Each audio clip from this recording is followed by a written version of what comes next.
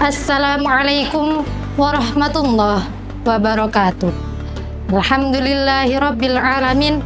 Wassalatu wassalamu ala sayyidil mursalin sayyidina wa maulana Muhammadin wa ala alihi wa sahbihi wa sallim.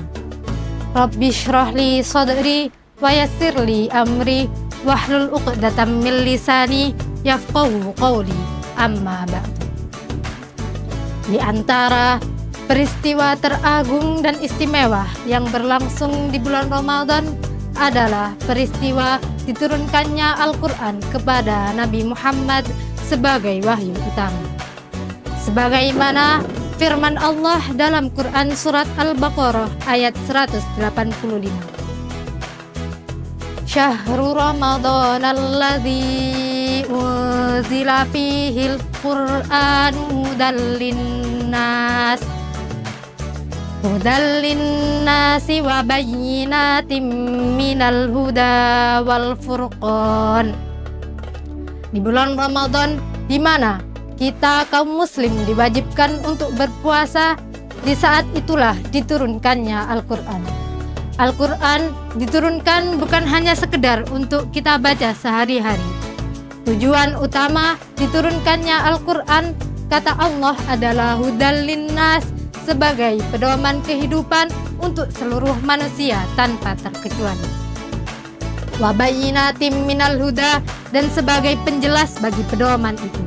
Wal furqan, Al-Quran juga menjadi pembeda antara perkara yang hak dan perkara yang batil. Para pemirsa yang dirahmati Allah, Syekh Nawawi Banten pernah menjelaskan ada 2 tahap saat menurunkan Al-Quran.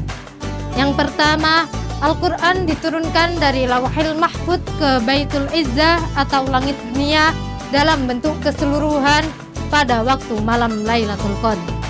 Lalu tahap yang kedua, dari Baitul Izzah, Al-Quran diturunkan ke bumi secara berangsur-angsur dalam jarak waktu 23 tahun, yakni sejak diutusnya Rasul sampai wafatnya Rasulullah Sallallahu Alaihi Wasallam. Dalam kitab At-Tibyan fi Ulumil Quran karangan Syekh Muhammad Ali As-Sabuni diterangkan ada beberapa hikmah Al-Quran diturunkan secara berangsur-angsur. Di antaranya adalah kadzalika linutsbita bihi fuadaka warattalnahu tartila. Quran surat Al-Furqan ayat 32. Dalam ayat ini dikatakan Al-Quran diturunkan secara berangsur-angsur untuk menguatkan hati Rasulullah dan penanda bahwa Nabi Muhammad SAW adalah Nabi utusan Allah. Al-Quran diturunkan untuk menentang orang-orang kafir yang mengingkari Allah dan Rasulnya. Al-Quran menjawab pertanyaan-pertanyaan dan tuduhan-tuduhan dari orang-orang kafir. Lalu hikmah yang kedua dari diturunkannya Al-Quran secara berangsur-angsur yaitu agar mudah untuk dihafal, dipahami, dan direnungkan. Karena pada zaman turunnya Al-Quran banyak masyarakat Arab yang belum pandai dalam hal menulis dan membaca. Hal ini juga disindir oleh Allah dalam Quran surat Jumu'ah ayat 2. Huwallazi ba'atsa fil ummina rasulam minhum yatslu 'alaihim ayati al-ayah. Selanjutnya, hikmah yang ketiga, Al-Quran diturunkan secara berangsur-angsur karena menjadi argumentasi berbagai peristiwa dan kejadian, serta menjadi peringatan pada saat itu. Seperti yang dikatakan dalam firman Allah surat Al-Anfal ayat 67.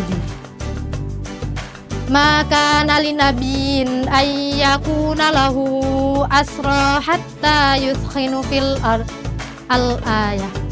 Pemirsa yang dirahmati Allah, Al-Quran diturunkan sebagai petunjuk agar manusia bisa menjalankan kehidupan di dunia dan di akhirat, serta sebagai pedoman agar manusia selamat dunia dan akhirat.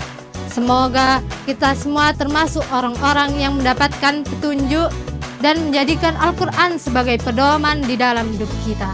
Cukup sekian, semoga bertemu lagi dalam kesempatan akhirul kalam. Assalamualaikum warahmatullahi wabarakatuh.